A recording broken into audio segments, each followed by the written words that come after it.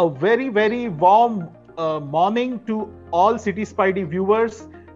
It's my great pleasure to welcome our guest for the morning, Dr. Colonel Anil Dhal. He's a cardiologist, he's professor and head of Janakpur Super Speciality Hospital, and he has served in so many hospitals. It's a great pleasure to have you, sir. Jai Hind and good morning, sir. Very good morning, City Spidey, and Ketan, thank you for inviting me, and it's great to be with all of you, and we can have some pleasant times together. Definitely, and I'm looking forward to the next half an hour, 45 minutes of information and of awareness for all our City Spidey viewers. Sir, City Spidey is, let me tell you, Delhi's preferred website and a multi-platform for community news as well as lifestyle news. And when you say lifestyle, it encompasses good living, and health is of course an integral part of any good living whenever we speak of good living and health. Before I come to the post-COVID healthcare part, sir, you are a cardiologist, so I would like to open with the elephant in the room, and the elephant in the room is of course your heart, because in matters of heart, of course, after your near and dear ones, it's the cardiologist who takes care of the matters of the heart.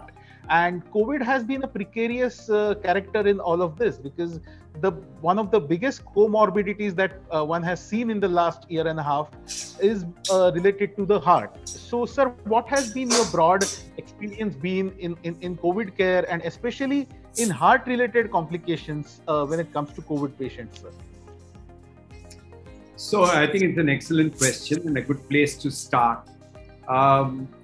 See, when we first realized, when Dr. Li Wenliang from Wuhan, at that time was noticed, especially in the Chinese experience, and later the same experience came in Spain, Italy, UK and the US, was that a large number of patients who were affected and who succumbed to coronavirus infection were those who were obese, hypertensive, diabetics, smokers, people who had known to have heart disease, or known to have lung disease. Now, this is not difficult to understand because these are more vulnerable people. Secondly, the novel coronavirus attaches itself to a certain receptor. Now, that receptor is called ACE2, angiotensin converting enzyme 2 receptor. Although this receptor is ubiquitous, it is present everywhere, but what happens is that in cardiovascular practice, for a lot of hypertensive patients with heart failure, we were using these blockers, to block these receptors. So it was thought that maybe because this is the concept, so maybe coronavirus is only going to create problems for those with heart disease. However, the experience of the last nearly 1.5 years or more have shown that nobody is actually, these may be at higher risk, but nobody is free of disease. And the virus is agnostic to where it is going. Obviously, if the host is more vulnerable, the virus will attack. What has further come about in our understanding of heart disease and COVID is that a lot of people during the pandemic, and as the epidemic spread, we all know that initially it was only the elderly which were where we had this overwhelming kind of infection. Obviously, the elderly are those who are more vulnerable. They have more comorbidities, some of which have the comorbidities that I have listed. And also the elderly have poorer resistance and they are unable to fight the infection. So, but truly, like I said, this has been agnostic for any age. There is no barrier, although children appear to have done better than the adults or the older people. So the second thing was that when the elderly did get affected and the fear of the pandemic started, then people who had routine cardiac problems, for example, somebody is having a heart attack, he's having chest pain. Now, people did not want to even visit a hospital or go and get an ECG done to confirm whether they had a heart attack or not because of the fear of the pandemic. So this was a big problem. And the third issue in which I would like to discuss this is that there have been variable studies which have shown that in about 25 to 75% people, there has been some involvement. After all, the virus goes everywhere. It is not just a pneumonia virus. It is not just causing a pneumonia. It is causing a systemic infection. And it is causing inflammation of the inner lining of the vessels, which are called endothelium. So it causes a certain kind of endothelitis. And this has a propensity to more clot forming. And about 25 to 75% of people who undergo a coronavirus infection may actually have, if we use very sensitive tools, may also have an involvement of the heart muscle cell. Now, the heart muscle cell involvement was not really very typical, that we did not get too many patients with florid heart failure. But yes, we saw a fair amount of deep vein thrombosis, we saw some pulmonary embolism, and we did see some heart attacks during this pandemic. So the fourth aspect, which probably relates more to City Spidey, is that during the pandemic and the lockdown which ensued after that almost globally, a lot of people threw caution to the winds. Their lives became oriented more towards Netflix and ordering food from Swiggy and Zomato. And these people tended to put on weight. They would say, "Kahan exercise kare, hum bahar ja nahi sakte." So the traditional risk factors of heart disease also accumulated.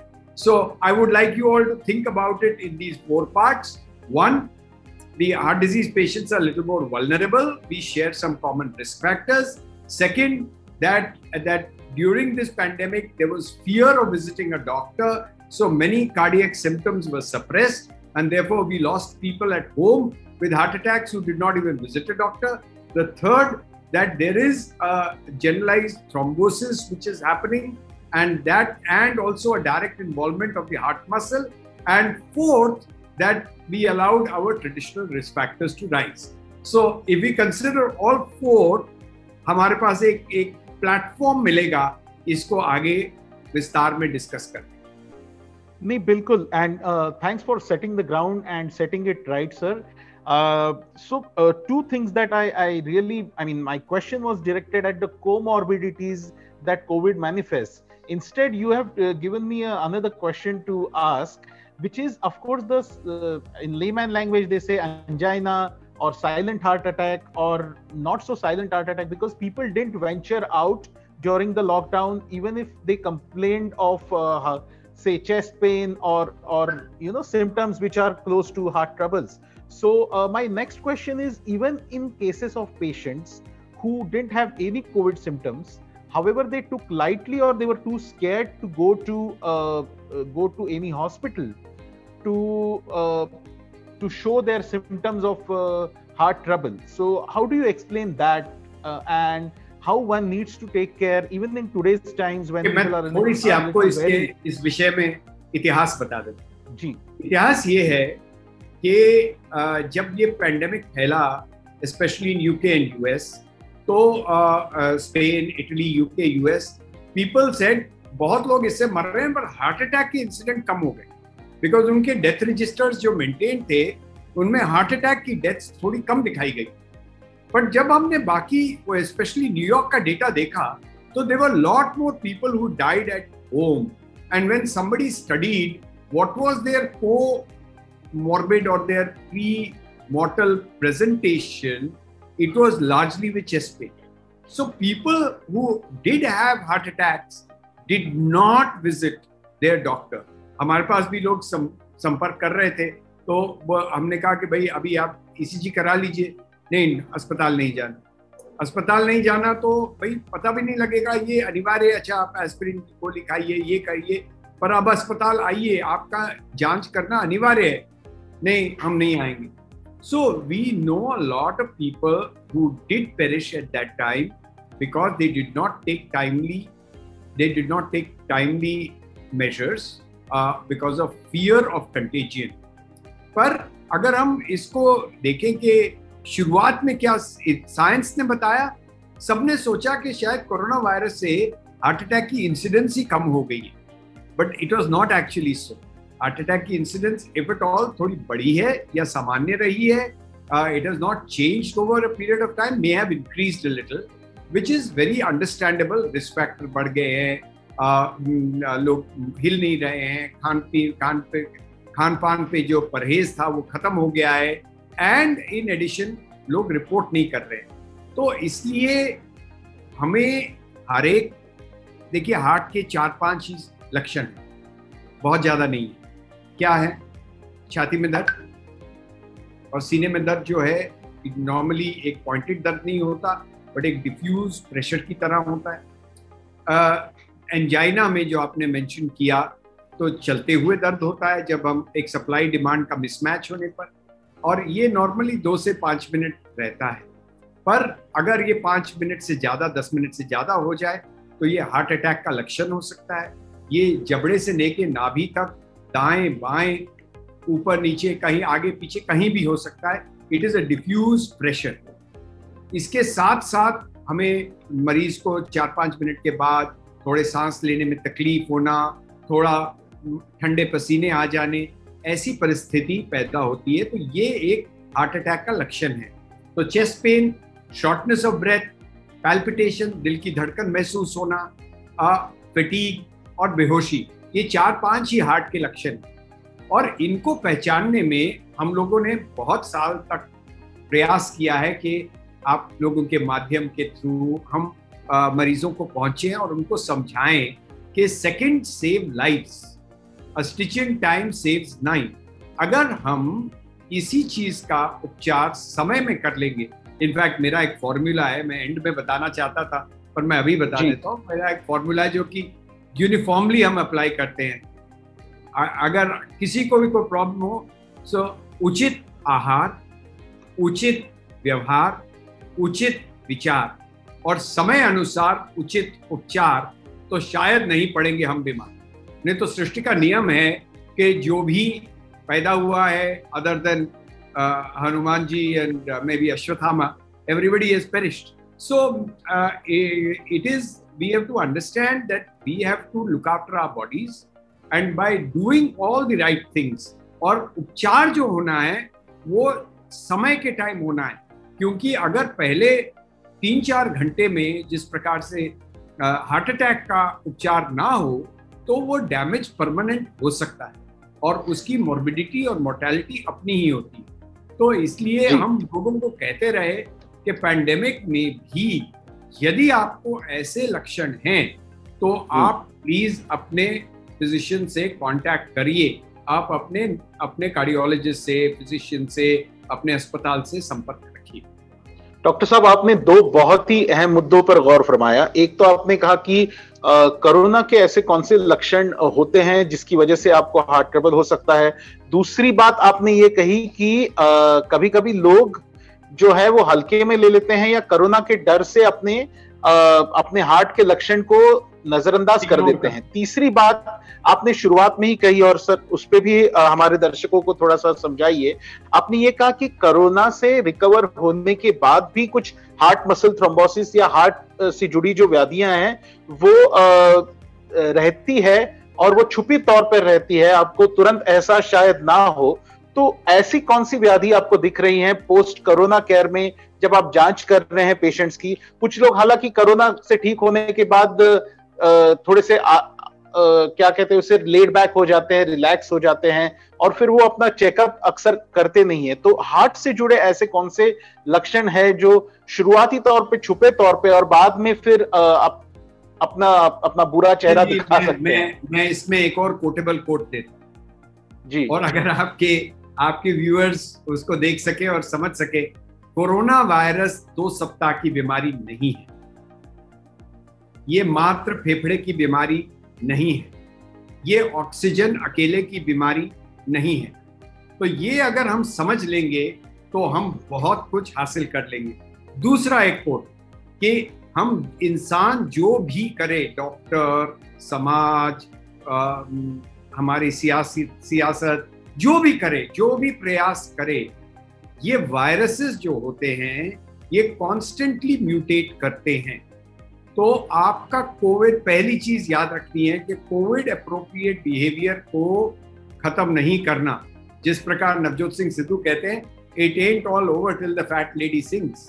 तो fat lady ने अभी सिंग नहीं किया है। तो अभी आप देखें कि अभी भी आपके वेरिएंट्स आ रहे हैं और ये वेरिएंट्स आते रहेंगे। सर जाएगा कि नहीं, ये प्रेडिक्शन कौन कर रहा है? मैं एस्ट्रोलॉजर नहीं हूँ, मैं फिजिशियन हूँ।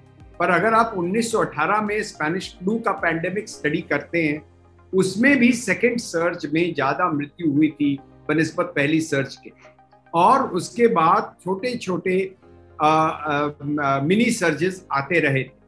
हमें भी यही विश्वास है कि ऐसा हो सकता है। ये नहीं हम कह रहे कि होगा। ये सब लोग यही आपसे फोन करके पूछते हैं, एक को फोन आया, भाई क्या बात सर, थर्ड सर्ज कब आएगा? भाई मुझे नहीं पता, मैं वायरस से नहीं पूछ सकता, और वायरस कहाँ है मैं नहीं जानता, तो ये नहीं मालूम। पर हमें एक तो कोविड अप्रोप्रिएट बिहेवियर मेंटेन करना है। दूसरी चीज, अब आते हैं जिस विषय पर आपने शायद ये विचार विमर्श आयोजित किया, और वो ये है कि 2 सप्ताह की बीमारी नहीं है।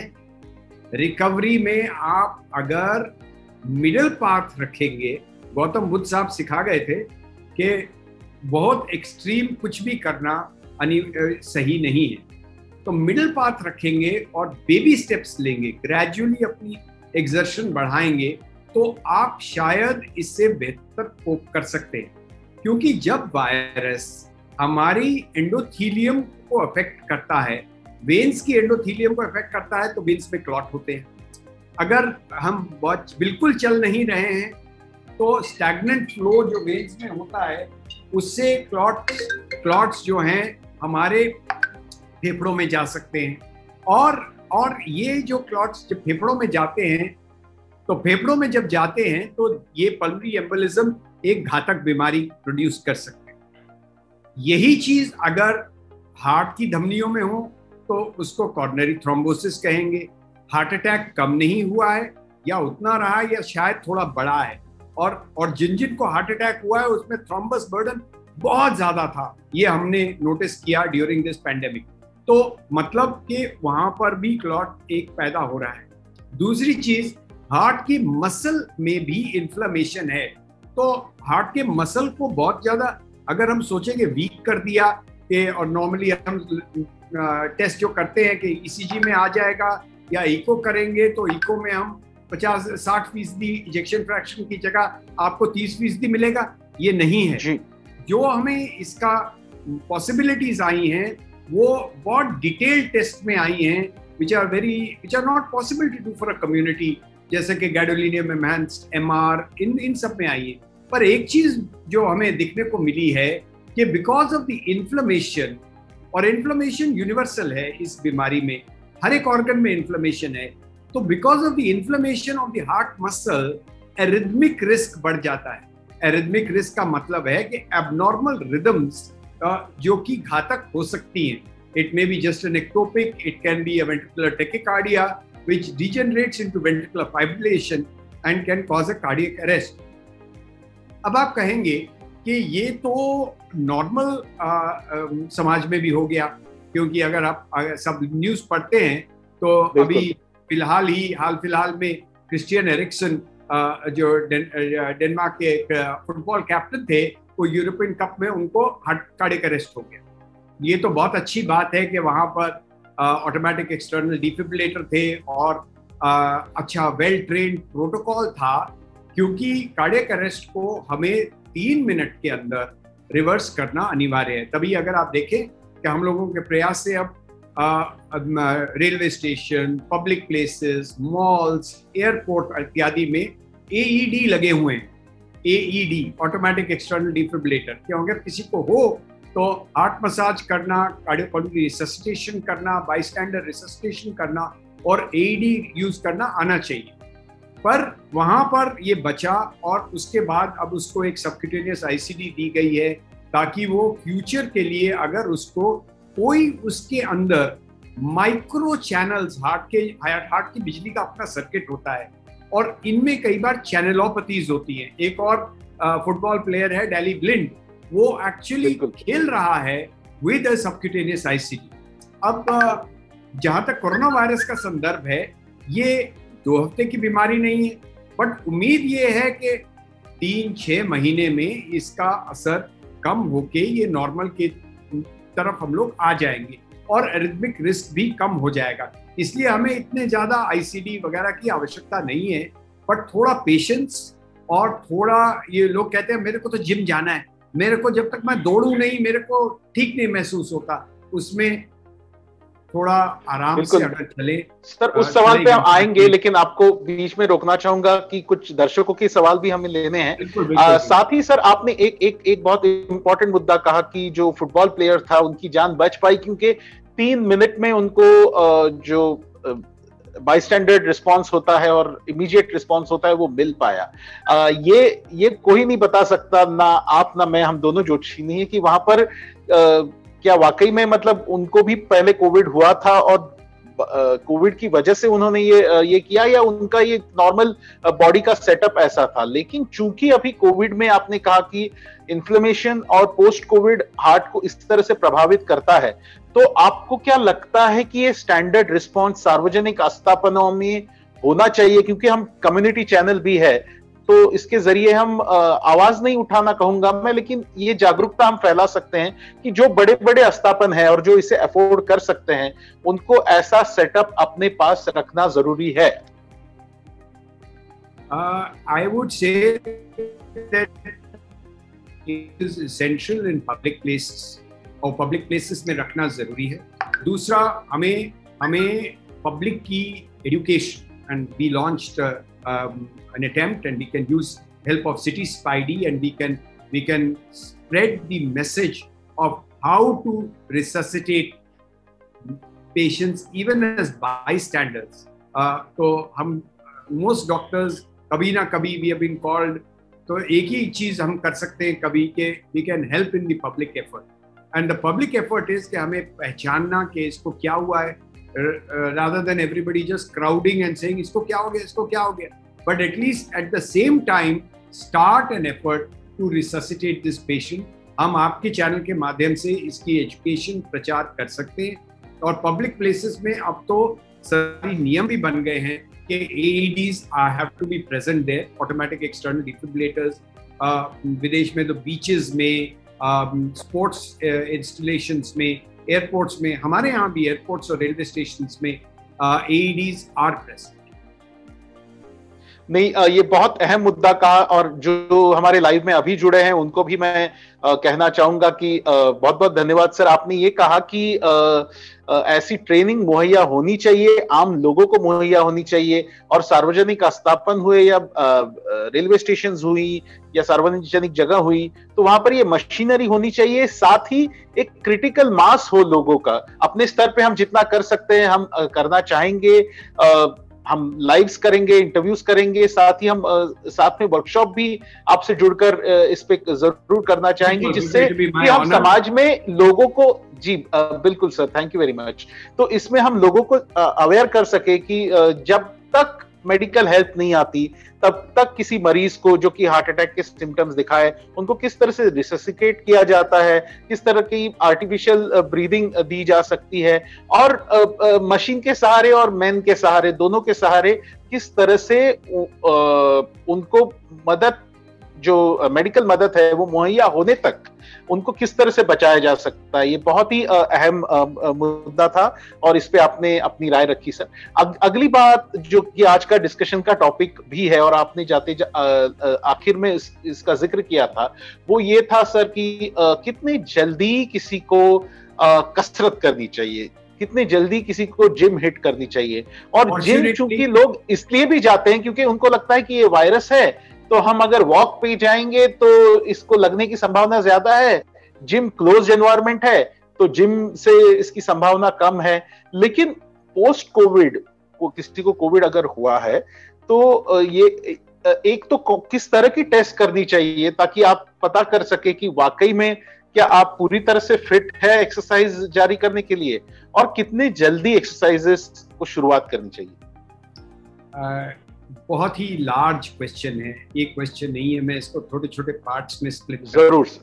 नंबर वन, आपने कहा कि लोगों को ये आइडिया है कि जिम जाके क्लोज्ड एनवायरनमेंट है तो कोविड से थोड़ा बचाव रहेगा। ये मुद्दा थोड़ा गलत है, क्योंकि कोविड ने एक चीज़ हमें बताई कि एयर की सर्कुलेशन हो तो शायद हम ज़्यादा सेफ हैं। तो ओपन में वॉक करना इज़ सेफर अगर हम मास्क लगा के और 2 गज की दूरी रखेंगे और कॉफ एटिकेट रखेंगे, पब्लिक प्लेसेस में भी आपस से दूरी रखेंगे, तो शायद that is better than going into a closed environment, especially with common air conditioning and when you throw caution to the winds. तो नंबर 1 वो आपने कहा। दूसरी चीज देखिए, ये एक pandemic, it is not an individual thing कि आपके पास 10 मरीज हैं इस लोकेलिटी में या 100 मरीज हैं दिल्ली शहर में। इनकी तादाद, आप आज से 1.25 महीना पहले की बात करें तो रोज के फिगर्स 29,000 30,000 की documented positive, fresh positive cases थे। अब आप कितनों का उनमें से आप जांच करेंगे? So let the patients own clinical condition decide. अगर आपकी सांस नहीं फूल रहा है, ऑक्सीजनेशन ठीक है, आपके डॉक्टर्स ने जो आपके टेस्ट करवाए हैं, अगर आपका इन्फ्लेमेशन जो कि हम लोग एस्टिमेट कर रहे थे बुखार से, जो कि हम एस्टिमेट कर रहे थे CRP से, ब्लड काउंट से, अगर वो ठीक हो गया है, अगर आपका डी डाइमर ठीक है, क्योंकि एक पुअर इन्वेस्टिगेशन था, बट फिर भी हम लोग कर रहे थे कि अगर वीनस क्लॉट तो नहीं है, उसका एक रफ एस्टिमेट था। तो अगर ये सब नहीं है, आपकी सैचुरेशन ठीक है, तो पहले आप घर में चलना शुरू करिए, अपने घर में चलना शुरू करिए, बेड बाउंड मत होइए, बिकॉज बेड बाउंड होने से हम लोग कहते हैं कि stagnation of blood is also not a good thing, क्योंकि क्लॉट पैदा होने के लिए या तो ब्लड के अंदर कुछ एबनॉर्मेलिटी होनी चाहिए, या ब्लड फ्लो कम होना चाहिए, या वेसल वॉल में एबनॉर्मेलिटी होनी चाहिए। तो हमें ब्लड फ्लो को कंटिन्यू रखना है, तो जेंटल वॉकिंग आप घर में करते रहें। इसके बाद जब आप रिकवर करें, don't be in a rush to come back to the gym and start running marathons or doing competitive sports or cycling. Cycling बहुत popular हो गया, I believe बहुत ज़्यादा साइकिलें बिकी थी during the pandemic. I have nothing against cycling, but I think it's a good exercise. It does not torment your knees, and for people like me who are a little overweight, it is probably desirable. But at the same time, it should not be at a pace which can increase the risk of abnormalities happening to you. बहुत लोगों का ध्यान जाता है, एक young CEO जिनकी आकस्मिक मृत्यु हुई, पोस्ट कोविड रिकवर कर रहे थे, और वो चैंपियन साइकिलिस्ट थे स्वयं, और उन्होंने इंतजार नहीं किया। उन्होंने सोचा कि शायद 2 सप्ताह मेरे पूरे हो गए हैं, अब मैं नॉर्मल अपनी जिंदगी का जो मैं करता था पहले, जैसे एक्सर्शन करता था। ये भी हमारी स्पेकुलेशन है, we don't have direct knowledge, and if there is any inaccuracy I apologise for it, but the public awareness was that he started exercising in the same manner. हम अपने मरीजों को कहते हैं कि you take 3 months, you take till you are fully confident that you have none of these problems. आपको कोई सांस नहीं फूलता, आप अगर अपना ऑक्सीजन की मात्रा चेक कर रहे हैं, सैचुरेशन की, तो सैचुरेशन आपका पोस्ट एक्सरसाइज ड्रॉप नहीं कर रहा, वो 96-97 से ऊपर है, then you can start and start slowly. हम इनको बेबी स्टेप्स कहते हैं। बेबी स्टेप्स क्या हैं कि फर्स्ट स्टार्ट बाय वॉकिंग, मतलब आपने आधा किलोमीटर चला, कितने में? 15 मिनट। कोई बात नहीं, आज चल लिया, धीरे धीरे अमाउंट बढ़ाते जाइए, धीरे धीरे स्पीड बढ़ाते जाइए। जब कहीं आपको लगे कि आप कोप नहीं कर पा रहे, वहीं पर थोड़ा बैक सीट लीजिए ताकि वापस आए। बट टोटल के heavy exertion, weight lifting, I would say at least give it 3 months before you start normal running, jogging, weightlifting, gymming, at least 3 months. And if you want to be sure, you can always visit your cardiologist.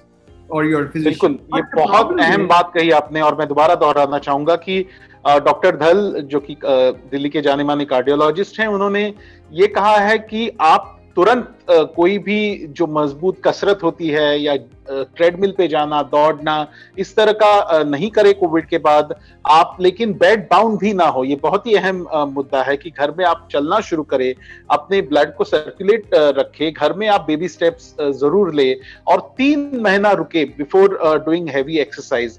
Sir, for our viewers consumption, ऐसी क्या 4 test हैं जो कि Covid होने के बाद की जानी चाहिए, 15 दिन हुए, 20 दिन हुए, उसके बाद की जानी चाहिए, जिससे कि एक तरह से ये राहत भी मिल सके पोस्ट कोविड स्टेज में कि कुछ और कॉम्प्लिकेशंस जो पेशेंट है उनको नहीं हुई।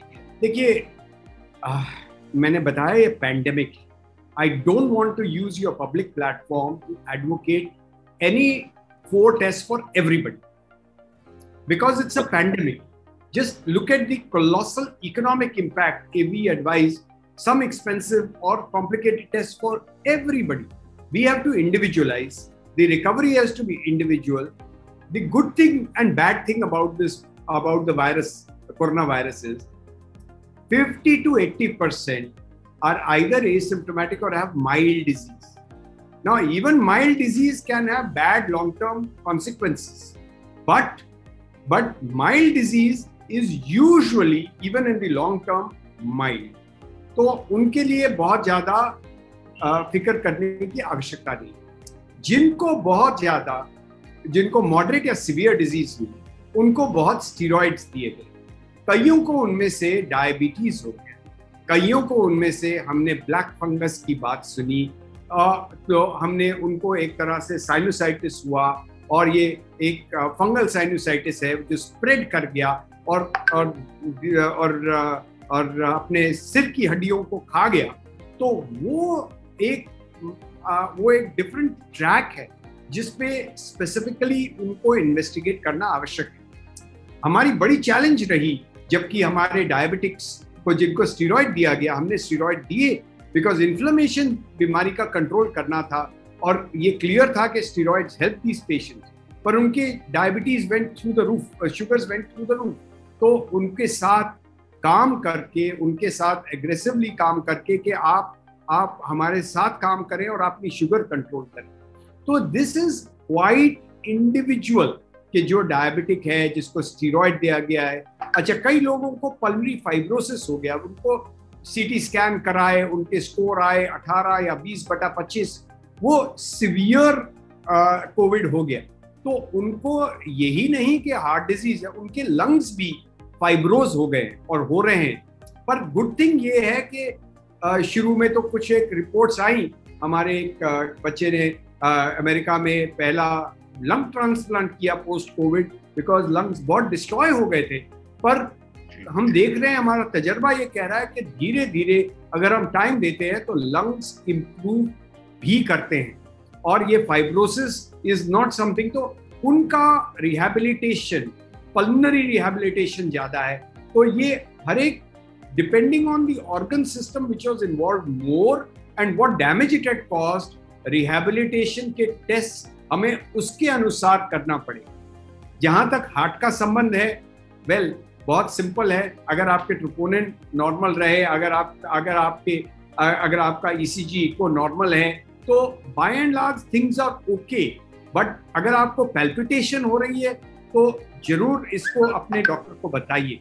और अगर आपको कभी बेहोशी हुई तो उसको इग्नोर मत करिए because that can be a warning sign कि आपको या बेहोशी या दम फूलना या छाती में दर्द can be a warning sign कि आपको हार्ट की इन्वॉल्वमेंट और ज्यादा. बिल्कुल, हमारे एक दर्शक ने सवाल इससे जुड़ा पूछा था कि आप कई लोगों ने स्टीरॉइड्स लिए हैं, तो पोस्ट कोविड में स्टीरॉइड से जुड़े क्या कॉम्प्लिकेशंस होते हैं, उसका जवाब सर आपने दे ही दिया. पिछले 1-1.5 साल के तजुर्बे ने हमें यह भी सिखाया है कि बीच में एक ऐसा काल आ जाता है, तब लगता है कि सब कुछ ठीक हुआ है, चीजें प्लेटू हुई है, लोग बाहर आते हैं, लोग घूमना शुरू कर देते हैं और फिर दोबारा सेकेंड वेव आई. अब सेकेंड वेव एब पे है, तो धीरे धीरे लोग दोबारा वापस सड़क पे आ रहे हैं। तो इसको किस तरह से लेना चाहिए, क्योंकि आप सर फौज से भी जुड़े हुए हैं, और एक एज अ लेमैन या थोड़ा सा फौजियों की लाइफ देखने के बाद ये पता चलता है कि फौजियों का काम जब जंग नहीं होती तब भी ज्यादा होता है। तो अगर हम हमारी जनता को फौजियों के तौर पे देखें, जो कि हम, और हमारी जंग जो है वो कोरोना के साथ है, इस तरह से देखें, तो जब शत्रु हावी नहीं होता तब हमारी जिम्मेदारी क्या होनी चाहिए? फौज में हम कहते हैं, the more you sweat in peace the less you bleed in war. तो हमारी यही कुछ त्रुटियां रही कि हमने एडिक्वेटली अपने आप को, हमें मालूम था कि सर जाएगा, अभी रेट्रोस्पेक्टिवली तो सब कह सकते हैं, मैं भी कह सकता हूँ, बट हम लोगों ने अगर इतिहास से ही प्रिडिक्ट किया तो हमें पता है वायरस म्यूटेट करेगा, तो वायरस म्यूटेट करेगा, सर जाएगा। तो एक तो हमें कोविड अप्रोप्रिएट बिहेवियर एक न्यू नॉर्मल की तरह हमें प्रैक्टिस करना चाहिए। सब लोग, आप कहीं पर भी जाओ, बोल देते हैं यार चट गया। मेरे पेरेंट्स मुझे कई बार डांट देते हैं कि भाई तुम क्या है बोलते रहते हो, mask mask mask mask mask, मुझे नहीं पहनना मास्क। तो अब ये समझाने की बात है कि ये एक छोटी सी चीज अगर आपकी जान बचा सकती है, आपकी नहीं बाकी लोगों की जान बचा सकती है। क्योंकि ये इस वायरस में, जैसे मैं बता रहा था, प्रॉब्लम मोर्टेलिटी की नहीं है अकेली। मोर्टेलिटी सिर्फ 1 to 6% मोर्टेलिटी है, 2 to 6%। अगर सार्स और मर्स का हम पैंडेमिक देखें, वहां 10 to 20% मोर्टेलिटी। तो मोर्टेलिटी कम होने से स्प्रेड और ज्यादा हो गया और लार्ज एसिम्प्टोमेटिक पूल है। तो मास्क पहनने से आप एक सोशल काम कर रहे हैं, because you are preventing it to others. तो एक तो कोविड अप्रोप्रिएट बिहेवियर, उसमें डिस्टेंसिंग, दिल की दूरियां मत रखिए, बट फिजिकल दूरी 6 फुट की रखिए। दूसरा, कॉफ एटिकेट, अगर किसी को खांसना है तो उसको प्रिवेंट करके खांसना है ताकि वो ज्यादा स्प्रेड ना हो।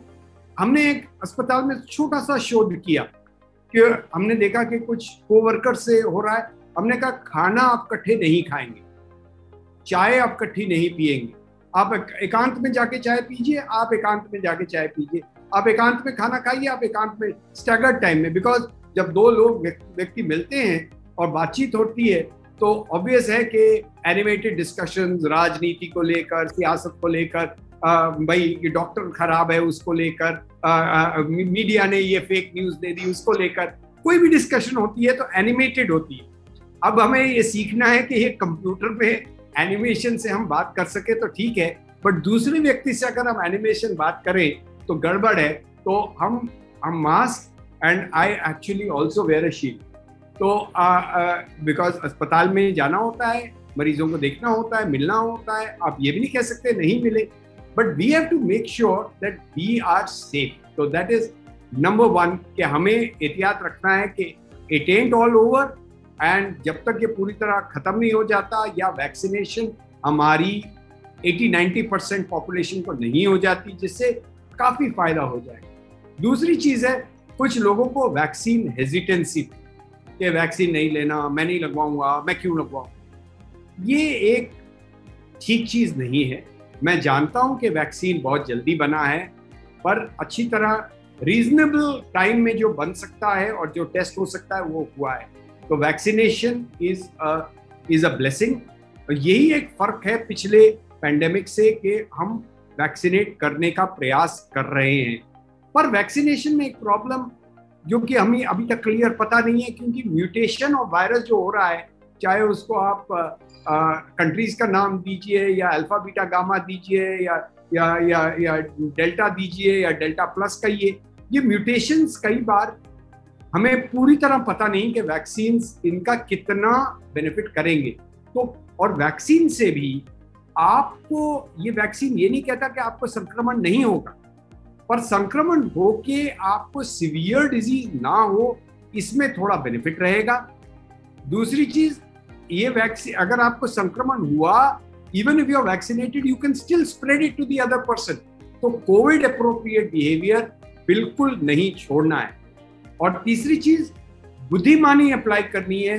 इसमें होश ज्यादा जोश कम। अगर हम ये कहें, ये भी एक फौजी डायलॉग है, बिकॉज जो फौजी डायलॉग होता है वो बोलता है एक गोली एक दुश्मन, बट हम अगर जोश के साथ होश भी जरूरी है, तो अगर हम होश रखेंगे तो हम इससे बचाव कर सकते हैं। नहीं, बिल्कुल। और आपने जो बात कही, तो ये मेरा आखिरी सवाल है कि डेल्टा वेरिएंट अभी बोल रहे हैं, और हर बार ये जब वेरी होता है तब अलग अलग लक्षण सामने आते हैं, जिससे पता चलता है कि क्या आप में वो लक्षण दिख रहे हैं या नहीं, क्या आपको कोविड हुआ है या नहीं। लेकिन जहां तक ख्याल रखने का और प्रिवेंशन की बात आती है, तो आपने कहा कि प्रिवेंशन में कोई ज्यादा फर्क होने वाला नहीं है। कोई कह रहा है कि मिड जुलाई, कोई कह रहा है सितंबर। ये हमारा मंच बिल्कुल पैनिक फैलाने के लिए नहीं है। किसी को पता नहीं कि थर्ड वेव आएगी नहीं आएगी, और जब आप जैसे सीनियर डॉक्टर्स को भी पूछा जाता है तो जवाब यही होता है कि क्या हम कोई ज्योतिषी नहीं है। लेकिन एक जरूर हम इस माध्यम से बता सकते हैं कि क्या ख्याल रखना चाहिए, और कहते हैं ना कि आगे को अगर ठेस लग जाए तो पीछे जो खड़ा है आदमी उसको सयाना होना चाहिए।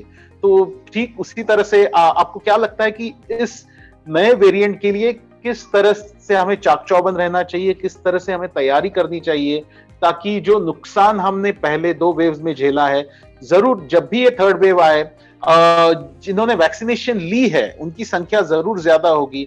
इससे एक थोड़ी सी राहत की सांस तो जरूर मिलती है। लेकिन मोटा मोटी समाज के तौर पे, कम्युनिटी के तौर पे हमें क्या जरूरियात है कि किस तरह से हमें इससे बचना चाहिए और क्या ख्याल अपना रखना चाहिए? जी, हमने ये बार बार यही डिस्कस किया है, Covid appropriate behaviour, Covid appropriate behaviour, Covid appropriate. देखिए इजराइल में क्या हुआ, बहुत जल्दी, छोटा देश है, सारे देश को उन्होंने वैक्सीनेट कर दिया बहुत जल्दी। ऑस्ट्रेलिया में मेरे फ्रेंड वहां है, बोला जी यहाँ पे कोई मास्क वास्क की जरूरत नहीं। अब 65 केस हो गए, सिडनी लॉकडाउन हो गया। अब उन्होंने 10 दिन के लिए सर्किट ब्रेकर, ये लॉकडाउन जो होते हैं ये मात्र एक सर्किट ब्रेक करने के लिए, ताकि जो ह्यूमन टू ह्यूमन स्प्रेड है, ट्रांसमिशन है, उसको कम करें।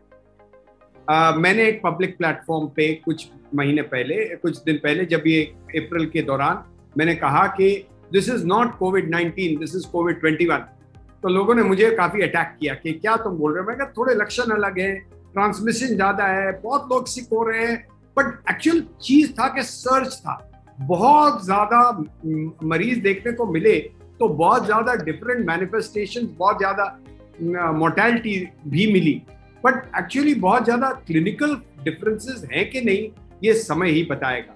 आई थिंक आपने बार बार कहा, मैंने भी बार बार कहा, self discipline holds the key.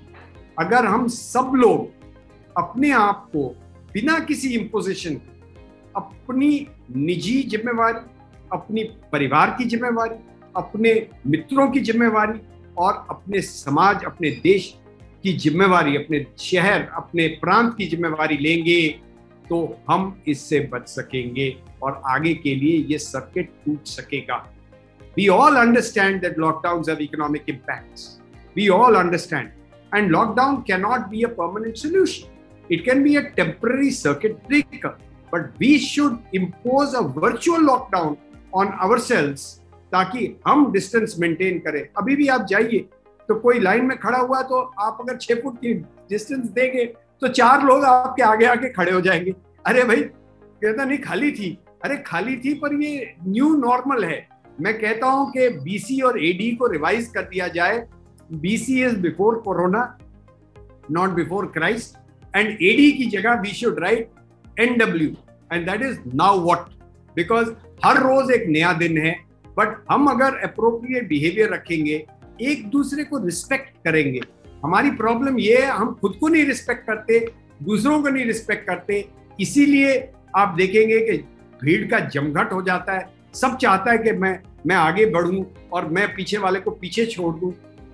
अरे ये वायरस एग्नोस्टिक है, इसको पता नहीं, आप ये जानता नहीं मैं कौन हूं का उसको अप्लाई नहीं करता, और ये सबको तंग करता है। इसलिए मेरी आप सबसे एक विनम्र प्रार्थना यही है, कोविड अप्रोप्रिएट बिहेवियर मेंटेन करिए, फिजिकल डिस्टेंसिंग मेंटेन करिए, मास्क पहनना मत छोड़िए, इसको एक पेन नहीं समझिए, अपना और अपने हैंड सैनिटाइज करिए और ये मत सोचिए कि इट इज ओवर, अब ये सर्च खत्म हो गया, अब सब ठीक ठाक है।